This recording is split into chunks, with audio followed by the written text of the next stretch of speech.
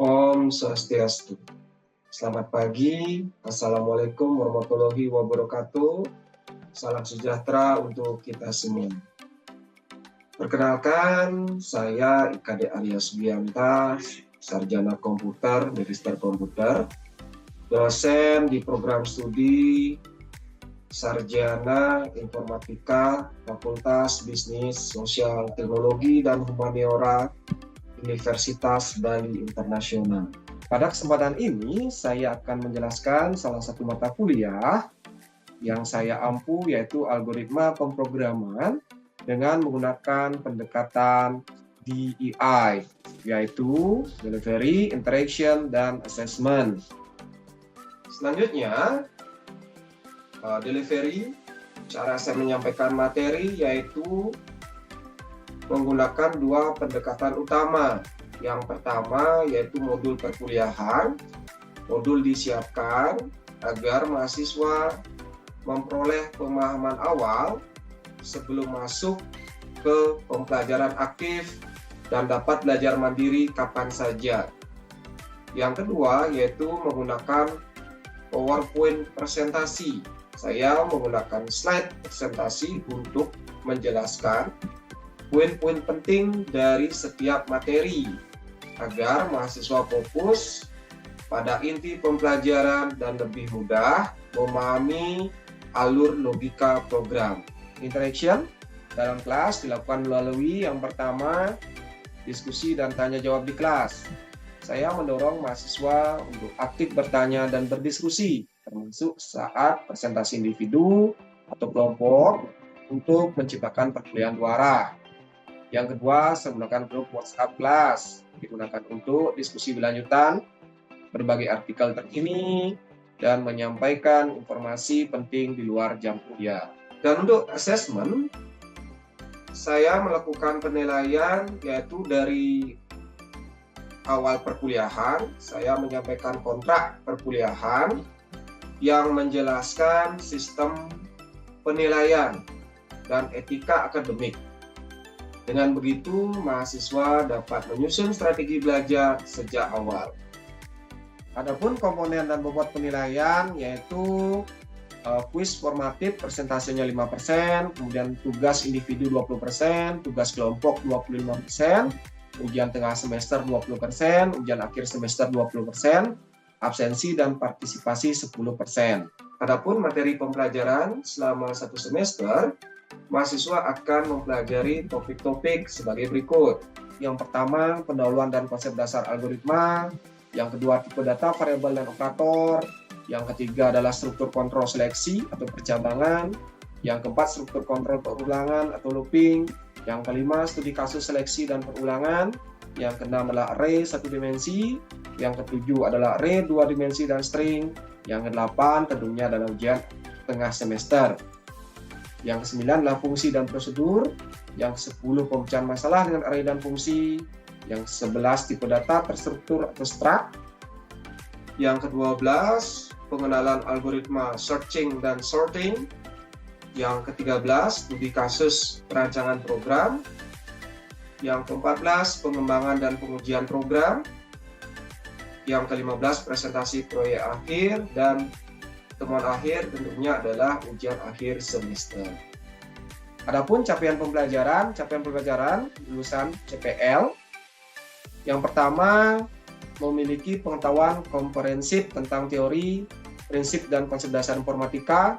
Yang kedua, mampu menyusun solusi atas permasalahan melalui pendekatan algoritmik yang logis dan sistematis. Yang ketiga, mampu menganalisis dan mengevaluasi solusi secara efektif.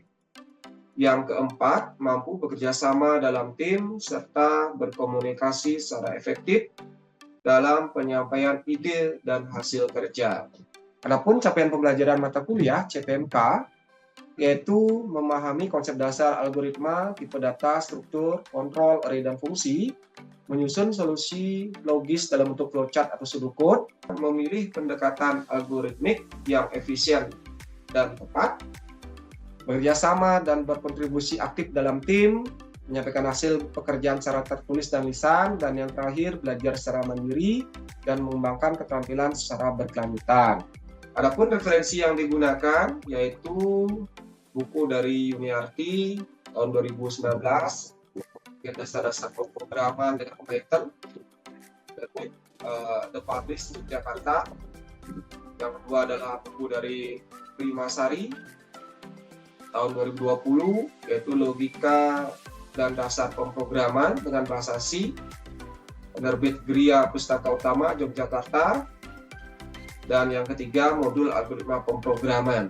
Strategi pembelajaran dirancang menggunakan pendekatan student centered learning yang memfokuskan pada pengembangan logika berpikir mahasiswa melalui eksplorasi konsep, diskusi aktif, studi kasus, dan latihan terstruktur. Dengan pendekatan ini, mahasiswa diharapkan tidak hanya memahami teori, tetapi juga memiliki kemampuan berpikir algoritmis, memecahkan masalah secara logis, dan berkomunikasi dengan baik dalam konteks informatika. Hal ini sejalan dengan arah kebijakan Diksaintek tahun 2025 yang menekankan pentingnya pendidikan tinggi sains dan teknologi yang berdampak nyata dalam pembangunan masyarakat dan inovasi berkelanjutan. Demikian penjelasan saya mengenai mata kuliah algoritma pemrograman. Semoga video ini dapat memberikan gambaran utuh mengenai bagaimana saya melaksanakan tugas pengajaran sesuai prinsip Tridharma perguruan tinggi dan arah kebijakan terbaru. Selanjutnya, mari kita simak cuplikan proses pembelajaran secara sinkron di ruang kelas. Saya tutup dengan Prama Santi, Om Santi, Santi, Santi. Om. Selamat siang rekan-rekan mahasiswa. Siang. Apa kabar? Baik. Terima kasih, semoga hari ini memang kita dalam kondisi yang sehat semuanya. Karena hari ini kita akan mulai perkuliahan algoritma pemrograman, yaitu pertemuan keempat terkait dengan struktur kontrol perulangan atau looping. Minggu lalu kita sudah belajar yaitu terkait dengan struktur kontrol percabangan, yaitu penggunaan if. Hari ini kita akan belajar terkait dengan perulangan atau looping. Ya, mari kita mulai. Sebelumnya saya mau absen dulu. Semuanya sudah hadir? Hadir ya. Baik, kita akan mulai perkuliahan hari ini. Baik, kita lihat untuk pertemuan hari ini capaian pembelajaran pertemuan kita itu ada 3. Yang pertama menjelaskan konsep perulangan, looping dalam pemrograman. Kemudian kedua mengimplementasikan jenis-jenis perulangan, yaitu ada for, while, dan do while. Kemudian yang ketiga kita menyusun solusi masalah menggunakan struktur perulangan ini. Nah, ini pertanyaan yang mendasar ya ketika kita menemukan sebuah permasalahan, gitu, apapun itu, gitu, pasti kita akan bertanya. Di awal kita hari ini belajar perulangan, pasti kita akan bertanya, mengapa sih kita belajar perulangan? Kan itu sebuah pertanyaan pasti yang mendasar dalam diri kita. Nah, bayangkan ya, jika kamu diminta untuk mencetak angka 1 sampai 100 di layar, ini contohnya menggunakan bahasa C ya, karena untuk outputnya kita pakai printf. Jadi di sini kalau 100 kita tidak menggunakan perulangan, bisa dilihat ya, print 1, print angka 2, 3, 4, 5, 6, 7, 8, 9, 10, bahkan 100. Ini baru 100. Bagaimana kalau 1 juta? Ya kan? Ya. Jadi kembali lagi ya, kita saja malas untuk berulang-ulang, apalagi di komputer sistem kita minta untuk berulang-ulang, tentunya akan menjadi masalah yang sangat rumit. Nah, karena masalah yang sangat rumit inilah ada dibuatkan namanya struktur perulangan. Nah, bisa dilihat. Nah, bisa dilihat. Dengan menggunakan perulangan hanya 2 baris ya di sini ya, contoh 1 baris saja sudah cukup ya. Di sini menggunakan for gitu ya perulangannya, kemudian tipe datanya integer, variabelnya menggunakan variabel i dibuat. Nah, kalau variabel ini kan saudara rekan-rekan pasti sudah tahu ya, kalau variabel itu bebas sebenarnya ya. Boleh pakai i, boleh pakai kucing, boleh pakai variabel monyet ya, tapi kan tidak sesuai gitu ya. Sedangkan kita membuat angka, masa variabelnya namanya monyet? Kan nggak mungkin. Ya, jadi kita pakai variabel i saja yang standar. Kemudian jika i gitu ya kurang dari sama dengan 100 gitu ya. Jadi setiap perulangan 1 sudah selesai, maka akan ditambahkan lagi angkanya gitu. Jadi ditambah terus, kemudian akhirnya print. Ini ada %d nih, rekan-rekan juga sudah pasti tahu. Ini artinya placeholder gitu, harus ada gitu. Maksudnya silakan inputkan gitu. Kemudian \n ini ya enter ya gitu bahasanya kalau dalam pemrograman. Ya akhirnya muncullah nanti 1 sampai 100. Kenapa 1 sampai 100? Karena i kurang dari sama dengan di sini operatornya. Tidak i kurang.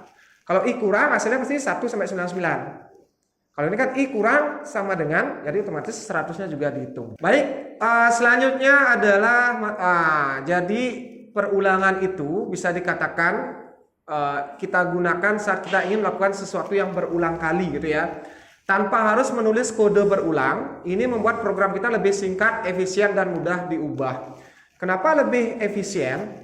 Karena kalau kita membuat program itu secara sederhana, semakin banyak sintaksnya itu akan semakin rumit. Dalam artian rumit itu dia tidak efisien. Jadi semakin sedikit sintaksnya, dia program itu akan menjadi semakin efisien.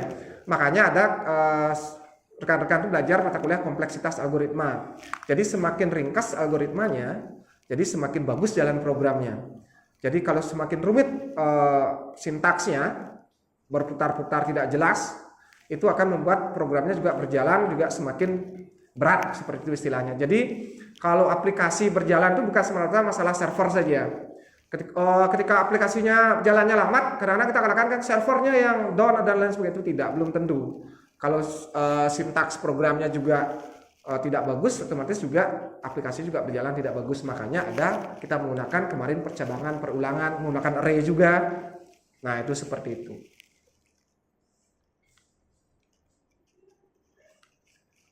Nah ketika kapan kita menggunakan perulangan ya? Nah dalam kehidupan nyata kita sering melakukan tugas yang berulang gitu ya. Seperti menghitung jumlah, mengulang langkah, atau memeriksa kondisi yang berulang. Yang kedua adalah struktur perulangan memungkinkan komputer melakukan hal yang sama secara otomatis dan efisien. Kemudian yang ketiga, dengan perulangan kita dapat menulis kode yang pendek, rapi, dan bisa mengulang tugas sebanyak yang kita mau. Dan yang terakhir, sangat berguna dalam pemrosesan data yang melibatkan banyak elemen atau pengulangan tindakan. Jadi bayangkan, kalau kita seperti tadi ya, mencetak nilai angka 1 sampai 1000, bayangkan kalian berapa sintaks itu, 1000 sintaks. Itu baru 1 sampai 1000. Kemudian di bawahnya nama mahasiswa. Ketika dipanggil terus panggil cetak lagi, berapa sintaks itu? Bayangkan dalam satu modul itu berapa coding yang kalian buat. Tapi kalau kalian menggunakan perulangan, tinggal dipanggil-panggil aja. Itu ya, jadi sangat simple, sangat efisien sehingga aplikasi berjalan dengan lancar. Seperti itu. Paham ya sampai di sini ya? Oke, aman ya. Baik, selanjutnya ada struktur perulangan ya. Ada 3 jenis yang pasti kalian sudah dapat baca juga ya. Jadi ada for, while, dan do while. Hanya 3 jenis perulangan gitu ya. Kok banyak sekali Pak? Ya, kembali lagi pisau itu juga banyak jenisnya gitu ya. Contohnya pisau sayur lain, pisau daging lain, kita gunakan sesuai dengan fungsinya. Ya, ketika kita belajar pemrograman, ketika ditanya, Pak, bolehkah saya motong sayur dengan pedang samurai? Boleh kan? Boleh nggak? Boleh. Tapi sesuai itu enggak? Nah, itu ya. Begitu juga tentang ini. Jadi kita sesuaikan dengan kondisi dan situasi yang terjadi. Oke, kita mulai dengan perulangan for ya. Oke, perulangan for itu adalah struktur yang digunakan untuk mengulang suatu blok kode sebanyak jumlah tertentu gitu ya. Nah, ini ada 3 bagian di dalam for. Pertama itu adalah inisialisasi, awal dari pengulangan. Yang kedua adalah kondisi, itu adalah sebuah syarat untuk melanjutkan pengulangan. Yang ketiga itulah update, perubahan nilai setiap kali mengulang. Inilah struktur daripada bagiannya for. Kita lihat contohnya. Nah, ini ya sintaksnya. For, inisialisasi, kemudian kondisi, kemudian update. Nah, ini pernyataan yang diulang. Contoh programnya bisa dilihat. For integer i sama dengan 1 gitu. Di mana i kurang dari sama dengan 5, ketika sudah perulangannya berjalan, tambahkan i sebanyak ini ya, kurang dari sama dengan 5. Jika sudah, tentu hasilnya itu 1, 2, 3, 4, 5 dan berakhir sudah programnya. Ya, ini seperti tadi ya, %d dan x/n.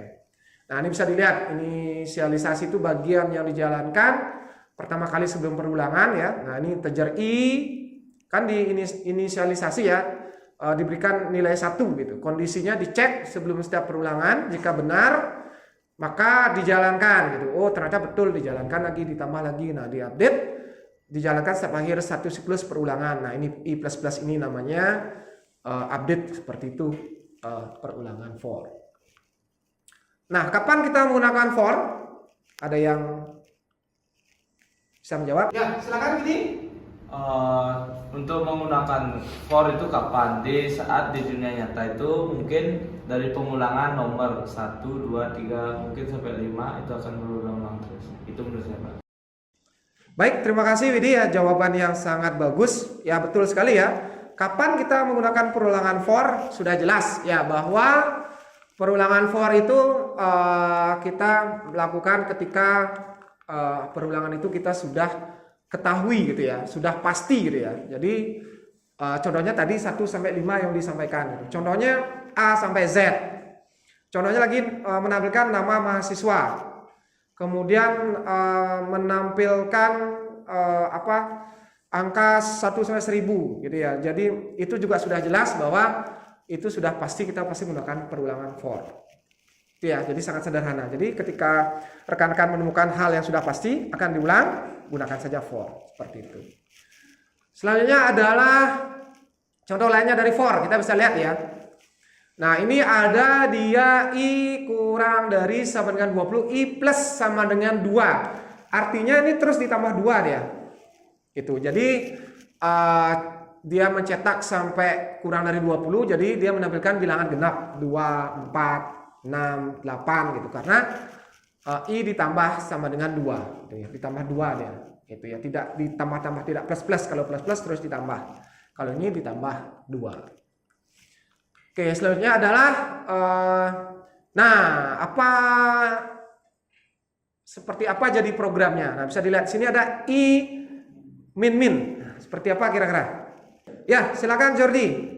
Kalau programnya seperti yang ada di PPT itu hasilnya outputnya itu bakal hitung mundur Pak. Jadi dari 10 dengan integer 1 I sama dengan minus dari 10, 9, 8 sampai 1 ya Pak. Jadi hitung mundur ya. Ya, betul sekali ya, tepat Jordi sudah memahami ya, betul ya. Karena di sini ada min. Ini ada nilainya diberi value 10, jadi dikurangi. Ya, dikurangi 1 ke belakang dia. Karena di sini ada min. Makanya kalau perulangan itu kita perhatikan dasarnya strukturnya ini ya, gitu. Kita berikan value berapa. Oke, selanjutnya kita ada perulangan while ya. For sudah, sekarang adalah perulangan while. Nah, kalau while itu gitu ya, bisa kita lihat bahwa digunakan untuk mengulang suatu blok kode selama kondisi tertentu masih terpenuhi, benar atau true gitu ya. Kalau dalam logika pasti kalau nggak true ya false gitu ya, kalau nggak on ya off gitu ya. Jadi struktur ini terdiri dari 3 juga ya, ada kondisi, dievaluasi sebelum setiap pengulangan. Kedua, jika kondisi bernilai true maka blok perulangan akan dijalankan. Jika kondisi bernilai false, perulangan akan berhenti gitu ya. Sudah jelas ya, kalau true itu akan dijalankan, tapi kalau false dia akan berhenti. Berikutnya, nah kita lihat ya sintaks while-nya gitu ya. Nah, di sini ada while, kemudian ada kondisi gitu ya. Nah, bisa dilihat integer I sama dengan I while. Nah, I kurang dari sama dengan 5 sama ya print, tapi bisa lihat di sini print dulu baru ya ininya ya update-nya di sini. Nah, bisa dilihat itu perbedaan sintaksnya dia. Kita lihat di sini ya bahwa integer I sama dengan 1 di inisialisasi variabel, kemudian I kurang dari 5 kondisi pengulangan, I-nya update nilai agar I terus bertambah. Beda dia posisinya. Kalau sintaks while. Hasilnya ya sama 1, 2, 3, 4, 5. Seperti itu. Ya, jadi seperti ini sederhananya daripada while. Selanjutnya adalah kapan kita menggunakan while. Bisa kita lihat pakai while kalau kamu belum tahu pasti berapa kali harus mengulang. Ya, tapi kamu tahu kapan harus berhenti. Misalnya ulangi sampai dia benar atau selama datanya masih ada. Yang paling gampang kan ketika kita login. Benar nggak? Login kan terus yang ulang-ulang. Ketika salah disuruh ulang, silakan login ulang, password Anda salah, username Anda sampai benar baru bisa kita berhenti.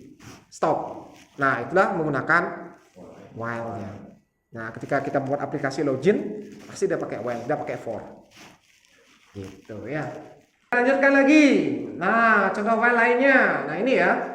Jadi perulangan permintaan input sampai pengguna memberikan angka nilai 0 gitu ya. Lebih dari 0 gitu. Contohnya integer angka. Nah, variabelnya itu angka namanya. Print. Nah, ini kalau string ini berarti dia ada string gitu ya. Jadi masukkan angka positif gitu. Jadi muncul ya di program. Kemudian scan persen di placeholder gitu ya, angkanya, variabel angka. While angka kurang dari sama dengan 0. Dicetak input salah, masukkan angka positif. Nah, jika si pengguna tidak menginputkan angka positif, terus dia akan bilang salah gitu. Sampai dia buat masukkan angka positif, maka sudah benar dan program akan berhenti. Nah, itu while gitu ya.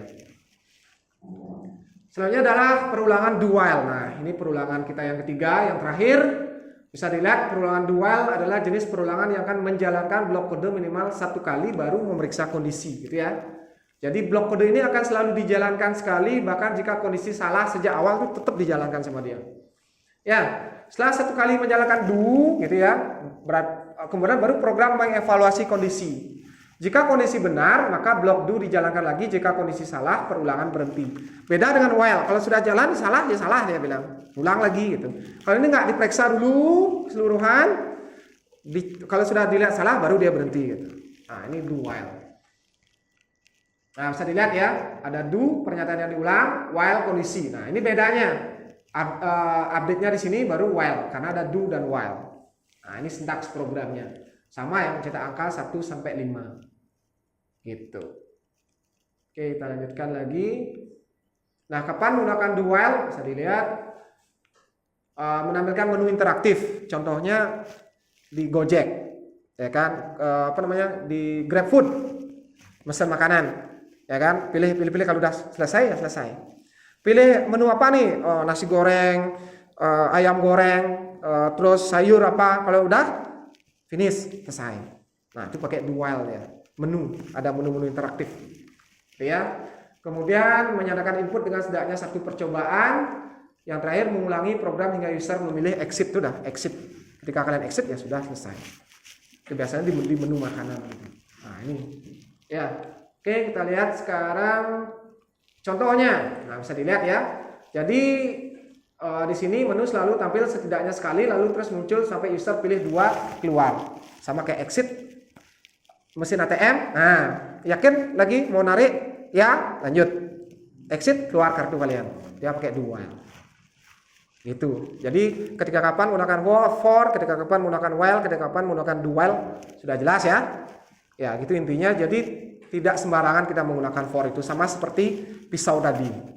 Oke, kita lihat sekarang inilah review dari semua gitu ya. Pembelajaran kita terkait dengan 3 jenis struktur perulangan ini gitu ya. Kita lihat ada jenis perulangannya, pemeriksaan kondisinya, minimal eksekusinya, kapan digunakan, kelebihan dan kekurangan. Bisa dilihat ya, for itu di awal, pemeriksaan kondisinya bisa 0 kali jika jumlah perulangan sudah diketahui. Sudah jelas ya, ringkas dan mudah dibaca, tidak fleksibel untuk kondisi kompleks. Kalau while itu di awal juga bisa 0 kali juga jika jumlah perulangan tidak diketahui tergantung pada kondisi. Fleksibel, cocok untuk validasi input, harus hati-hati dengan kondisi dan update. Do while itu di akhir dia, minimal 1 kali. Jika ingin menjalankan setidaknya sekali baru periksa kondisi. Menjamin blok kode dijalankan sekali, kemudian bisa menyebabkan eksekusi tak diinginkan jika kondisi salah sejak awal. Ini dia ya. Jadi sangat simpel sekali kalau kita sudah memahami kapan menggunakan for, kapan menggunakan while, kapan menggunakan do while. Oke, tiba saatnya terkait dengan tugas mandiri gitu ya. Oke, ada 3 tugas ya rekan-rekan, bisa dilihat. Pertama yaitu membuat program untuk menampilkan bilangan genap dari 2 sampai 20. Kemudian kedua, membuat program untuk menghitung faktorial dari bilangan n. Yang ketiga, implementasikan ketiga jenis perulangan untuk mencetak angka 1 sampai 10. Ya, jadi tugas dikumpul minggu depan. Ya, silakan gunakan bahasa pemrograman C. Ya, kemudian menggunakan aplikasinya boleh menggunakan yang namanya kode blok. Ya, atau aplikasi yang lainnya silakan. Oke. Ada terkait tugas, ada pertanyaan? Aman ya. Selanjutnya kita akan melakukan refleksi di perkuliahan kita hari ini ya, agar rekan-rekan memahami betul kondisi kita. Yang pertama, apa perbedaan for, while, dan do while? Ada yang bisa? Ya, silakan Widi. Oke Pak, izin menjawab Pak. Untuk for itu merupakan struktur yang sudah ditentukan. Nah, sedangkan while itu ada syaratnya baru dicek. Lalu untuk do while itu dicek dulu baru dijalankan. Baik, bagus sekali Widi, terima kasih. Selanjutnya adalah yang kedua. Kapan harus memilih jenis look tertentu? Ayo, siapa? Silakan Pak De. Kapan harus memilih jenis look tertentu? Mungkin tergantung kondisi Pak. Kayak kita butuhnya apa? Kayak kita ingin menggunakan for mungkin karena kita udah tahu berapa kali perulangannya. Terus while itu jika kita belum tahu perulangannya yang pasti gitu Pak. Oke, bagus sekali. Terima kasih Pandey. Selanjutnya adalah yang terakhir. Apakah program dapat berjalan efisien tanpa perulangan? Ayo, rekan-rekan. Angkat tangan. Ya, Jordi silakan. Apakah program dapat berjalan efisien tanpa perulangan? Menurut saya, seperti yang sudah dibahas di awal Pak, bisa tapi tidak efisien karena programnya itu menjadi banyak dan kurang rapi, atau tadi Pak bilang itu gak baik berjalan programnya. Ya, betul sekali Jordi. Terima kasih jawabannya, luar biasa.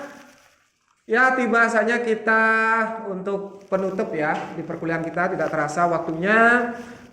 Ini kalau ada pertanyaan silakan bisa hubungi saya melalui email ya atau lewat WA. Sekali lagi terima kasih saya ucapkan. Minggu depan kita akan belajar terkait studi kasus ya, terkait dengan percabangan dan perulangan. Bagaimana menyelesaikan studi kasus terkait dengan percabangan dan perulangan. Mungkin itu saja untuk pertemuan hari ini. Terima kasih semuanya. Semoga memberikan hal yang positif untuk perkuliahan hari ini. Terima kasih sekali lagi saya ucapkan. Selamat siang semuanya. Sekian video rekaman proses pembelajaran untuk mata kuliah algoritma pemrograman pada program studi informatika Universitas Bali Internasional. Semoga dengan adanya video ini bisa menjadi pertimbangan yang baik dalam proses penilaian sertifikasi dosen gelombang pertama tahun 2025. Akhir kata, saya ucapkan terima kasih. Om Santi Santi Santi Om.